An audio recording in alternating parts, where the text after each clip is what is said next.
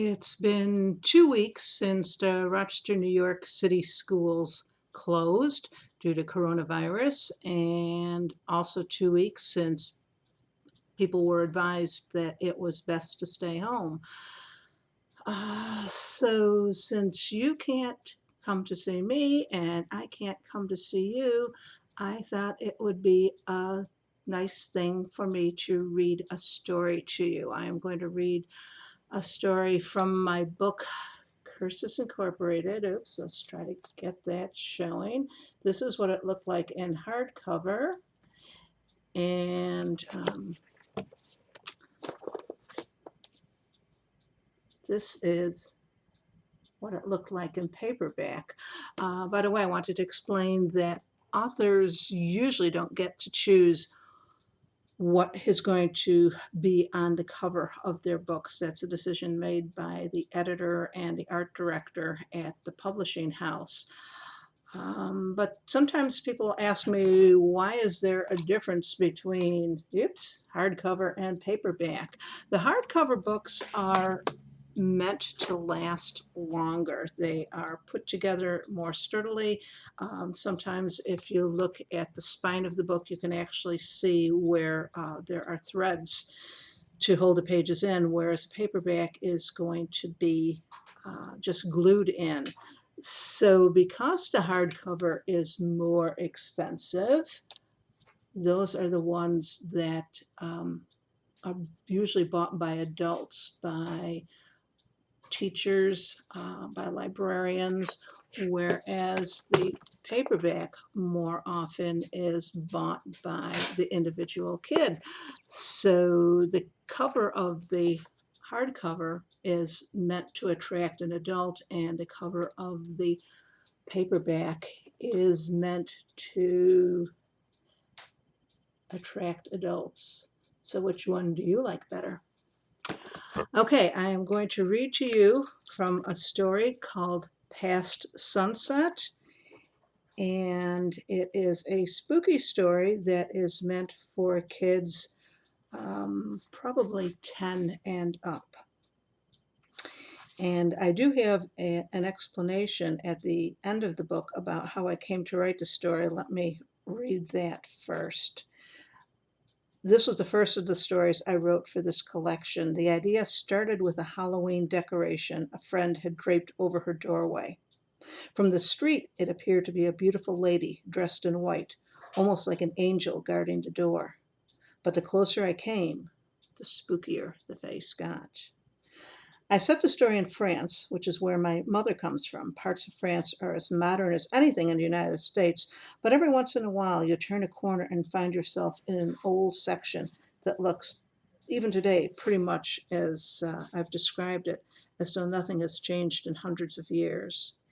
Past Sunset was originally published in Bruce Coville's Book of Spine Tinglers, but I'm actually reading from the Harcourt edition of Curses Incorporated. It used to be Harcourt when I originally wrote it. Harcourt has since been bought out, so it's now Houghton, Mifflin, Harcourt. Anyway, here we go. Past Sunset. There was a street in the village where I grew up that everyone knew not to travel down past sunset. During daylight hours, it was a perfectly fine and normal street. Housewives opened their shutters and strung clotheslines across the way so that fresh-smelling laundry hung to dry 2 and 3 and 4 stories above the cobblestones that the neighborhood grandfathers kept well swept. Merchants from the surrounding countryside set up stalls to sell fresh fruit and vegetables, live chickens and rabbits. While the sun was there to warm the stones, you could hear the clop-clop of horses' hooves and the rumble of the wooden wheels of carts and carriages. You could hear the laughter of young boys playing their chasing games and the rhythmic counting of girls playing their games of skipping and hand clapping. But as the sun began to set, the farmers hurried to take down their stalls and return to the safety of their country homes. The housewives pulled in their sheets and shirts and locked the shutters. Those who lived on other streets of the village found different routes on their way home, and parents didn't have to call their children in because the children knew not to linger outside. For when the shadows blended into night's darkness, there was a lady you would see if you were foolish enough to look. Your first thought might be that she was pale and beautiful, standing there in a white gown that flowed in the evening breeze. Silently, she would beckon for you to come closer. You might be fooled by her sad face, but then you might remember that there wasn't necessarily a breeze that night, and then you might notice that she was much too pale even for a fine lady. And if you looked at her eyes, never look at her eyes, the stern grandmothers in their black shawls warned us, for there was no looking away. The children of the village would always reach an age. For us girls, it was often when we were 9 or 10, for the boys, usually earlier, when all our parents and grandparents and neighbors' warnings weren't enough, when in fact those warnings only served to stir curiosity and stir it until we had to see for ourselves what we had so long been warned about. When we would find a way, there was always a way, to locate ourselves in a room that overlooked the street. When we would crack open the shutters and alternately hope and dread that this would be one of the nights that the ghostly lady appeared. Those nights that she did appear, she always found the cracked open shutter, no matter how quiet the would-be observer had been, and no matter that we almost always knew enough not to have a candle in there with us to show a telltale sliver of light on into the street. But she always knew. And if there was an open window, she would come and stand directly beneath it, and always silently she would motion for that child to come out in the street to join her. We might have been curious, but we weren't stupid.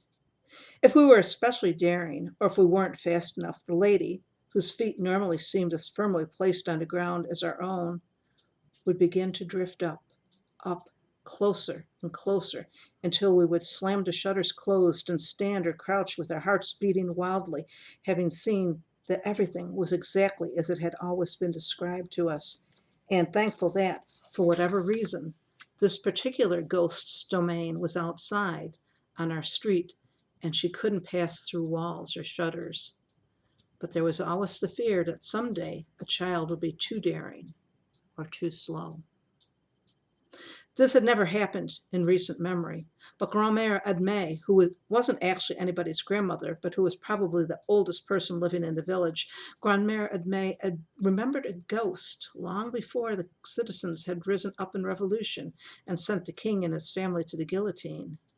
Grand-mère Admet said there had been a ghost when she herself was our age, a hard enough concept to believe in itself, but she added that then the ghost was a young man, not a young woman. She also said that her own grandmother talked of a ghost who was an old woman who had been cursed by a witch. But who she was or why she had been cursed, nobody knew. This talk of ghosts who changed age and gender made us say that Grand-mère Admet had spent too much time in the wine cellar. But nobody wanted to see what would happen if the ghost did touch you, or if you looked into her eyes. All of it, all of it changed the autumn I was 12.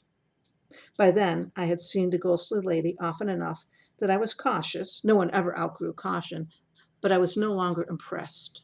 I would have gladly given up our famous ghost to live on a normal street like my friends who could stay out past sunset and who could leave their windows open on a hot summer night.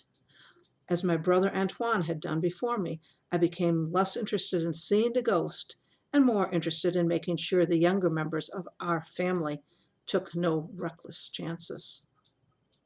In our house, where the kitchen and the parlor looked out over the street, the adults generally spent the evening in the parlor with the shutters closed. We were 2 stories up, with the patisserie selling its wonderful tarts and pies on the ground floor, and the Guinard family occupying the middle floor.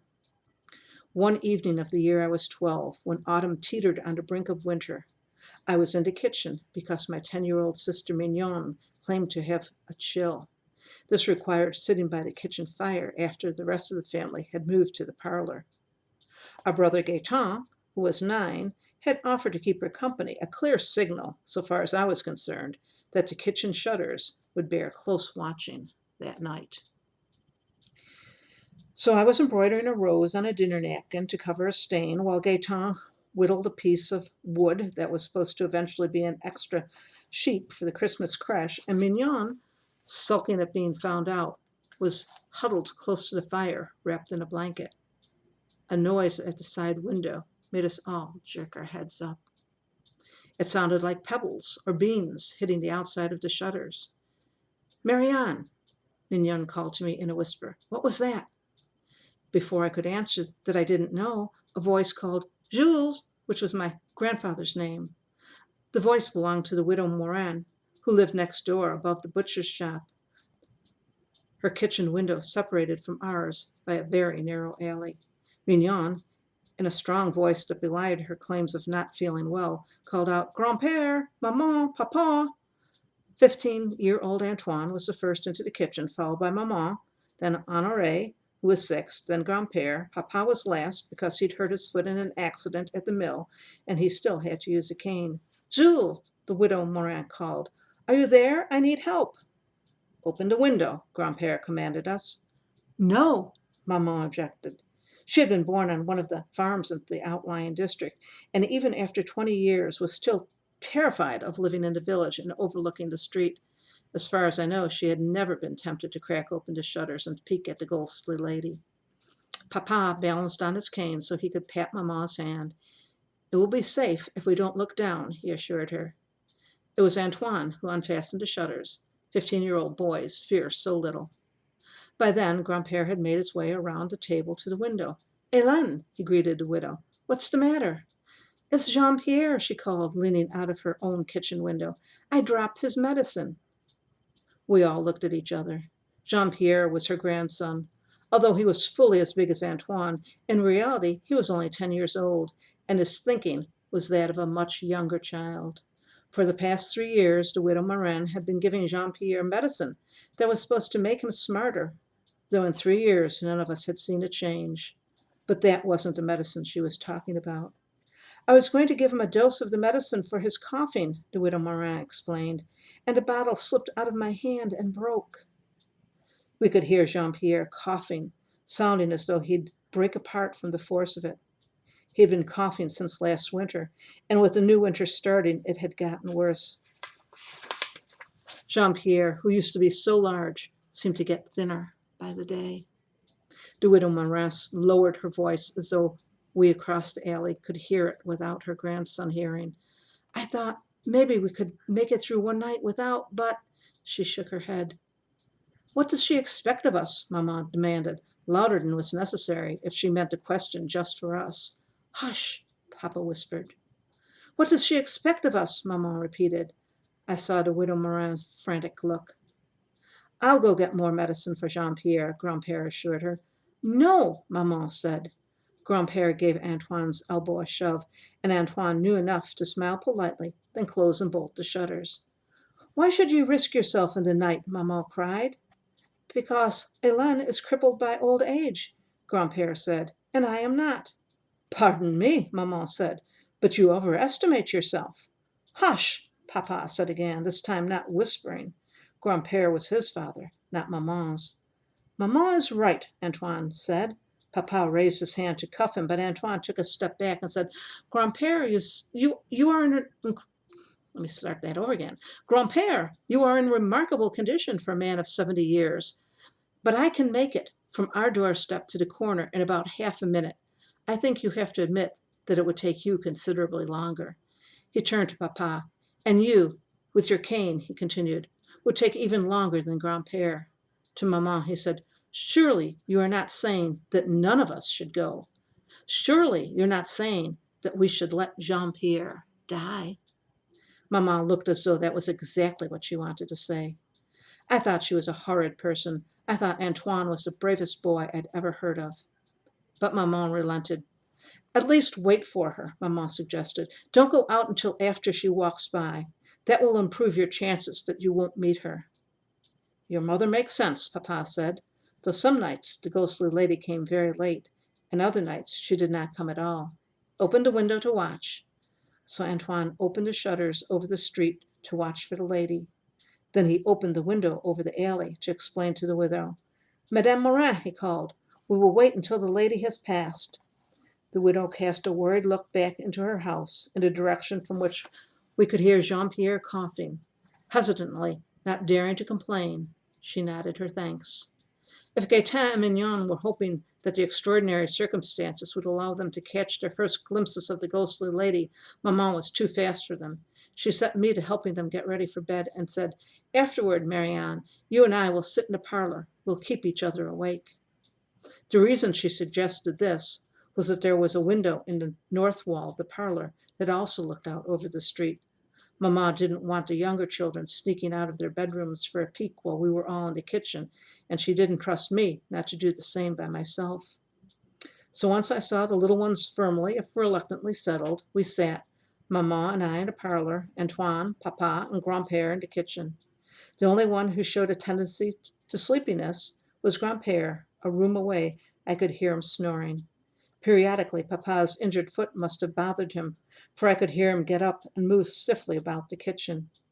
It was during one of those times that I heard him say suddenly, sharply, "Antoine! Antoine, move away from the window."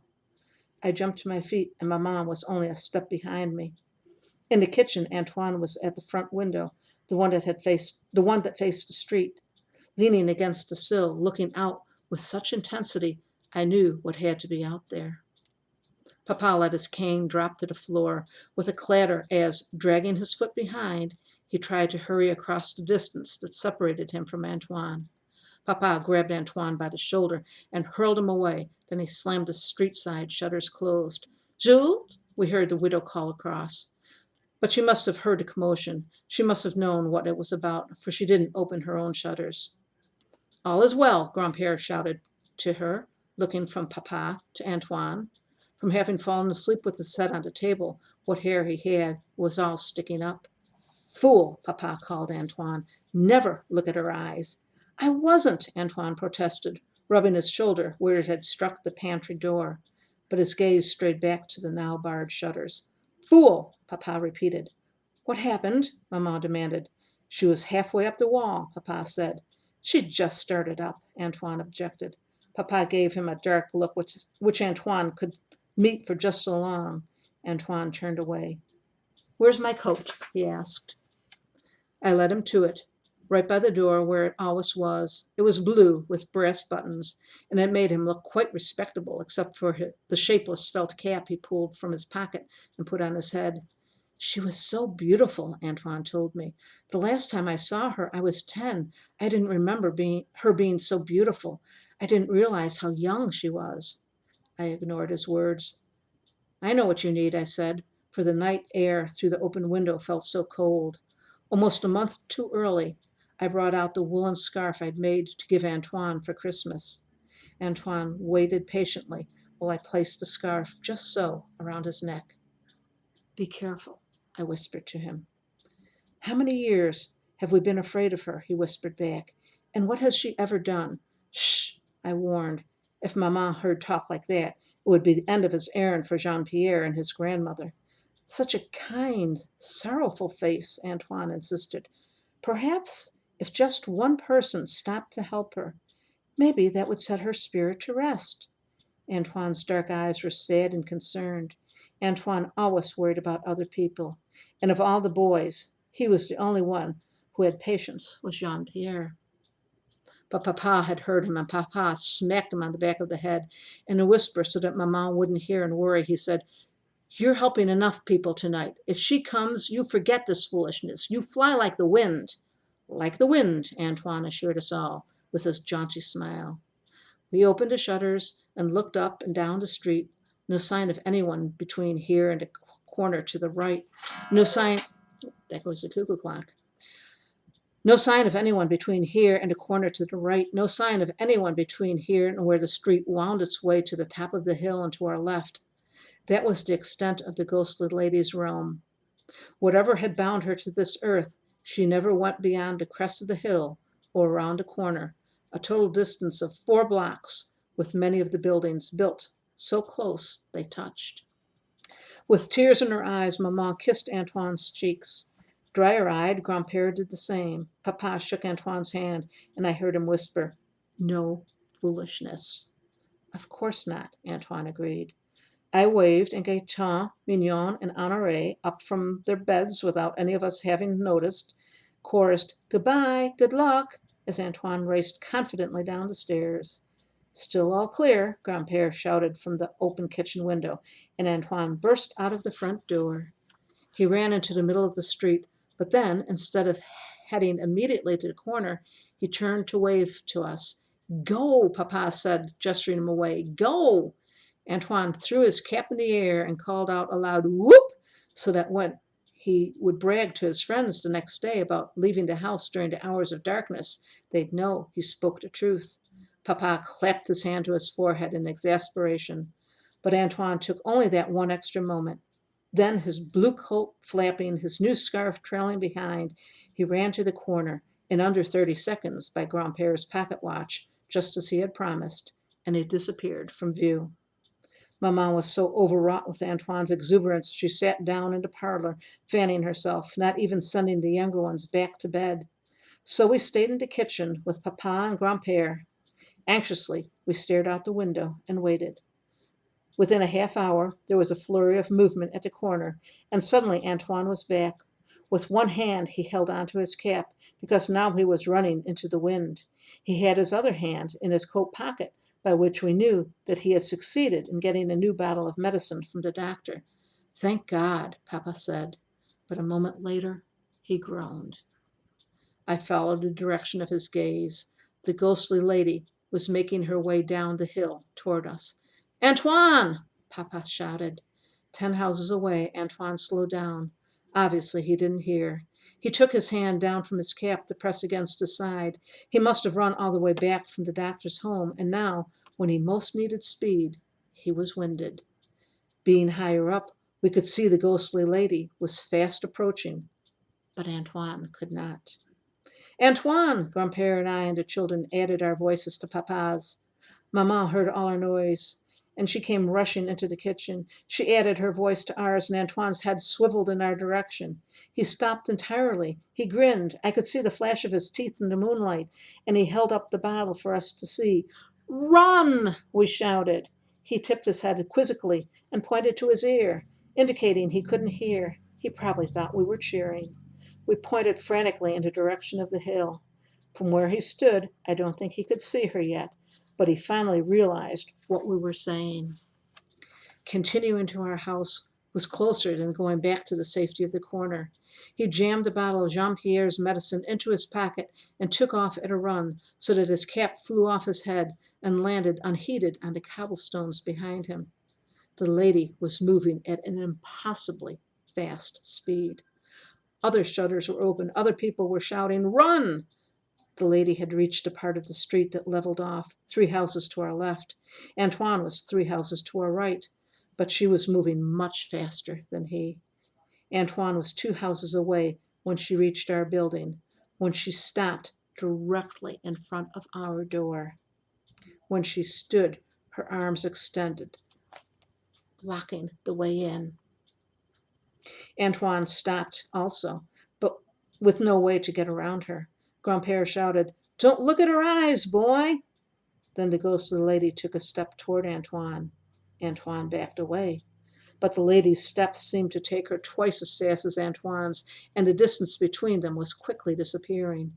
The door to the hat shop across the street from the butcher flew open. "Antoine, here!" called Mademoiselle Cosette, who owned the shop. The ghostly lady practically flew at the door, and Mademoiselle Cosette slammed it shut just in time. This gave Antoine a chance to race ahead several meters, but in another moment the lady had caught up with him. "Your eyes!" several neighbors shouted down. Antoine raised his arm to cover his eyes. The ghostly lady stood in front of him, but every time she tried to pull his arms down, her hands would pass right through him. I stayed at the window just long enough to make sure that Antoine seemed safe so long as he wasn't looking at her. Cosette had given me an idea. If I could open our door for Antoine, that would save him several seconds and might be enough to make a difference. I raced down the stairs and cracked open our front door. Antoine was still standing on the street, frustratingly close, his arms covering his eyes. The ghostly lady was still ineffectively trying to get his eyes uncovered, but she was obviously confused or distracted by all the open shutters, all the doors open a crack, all the people, besides Antoine, within easy reach. Across the way and down a shop and a half, Cosette saw me peeking out our door. She'd always liked my brother, though she was several years older. Now she called out, "Antoine, can you walk with your eyes closed? Can you follow the sound of our voices?" Angrily, the ghostly lady rushed at her a second time, at which point I screamed, "Antoine, home!" Cosette's door slammed yet again, and the lady spun around as Antoine leapt up the 3 steps separating our door from the street. If there had been 1 step instead of 3, he might have made it. As it was, the lady stepped into the doorway between the two of us. I raised my hands to cover my eyes, but after a moment I peeked, for I had the impression that she was facing Antoine, not me. I was right. Antoine had his hands up too. The lady had her hands resting, more or less, on his, though I could see she wasn't solid. Her dress, constantly billowing, passed through my legs and Antoine's. Her long, unbound hair streamed about her, and I felt nothing where it passed through my arms. There was no way she could harm us. Then, so soft, I tried to believe I hadn't really heard her. She spoke for the first time in memory. She said, "Please." Antoine, who was kind even to simple-minded Jean Pierre, slowly lowered his hands. I could see his face, not hers, but through my fingers I could tell he was looking directly into her eyes. He held out his hand to her, and this time her fingers clasped solidly about his, and then he became as transparent as she, and they both disappeared. There's a street in the village where I grew up that everyone knows not to travel down past sunset. But we don't live there anymore, for my mother finally got her wish, and my father moved the family to the town across the river. For it was bad enough dealing with a sad, pale lady, but none of us could bear the thought of the ghost who had replaced her, with his sad brown eyes, and the brass buttons of his coat twinkling in the moonlight as his woolen scarf billows in the breeze, which isn't necessarily there. I hope you enjoyed Past Sunset. Keep safe and be kind.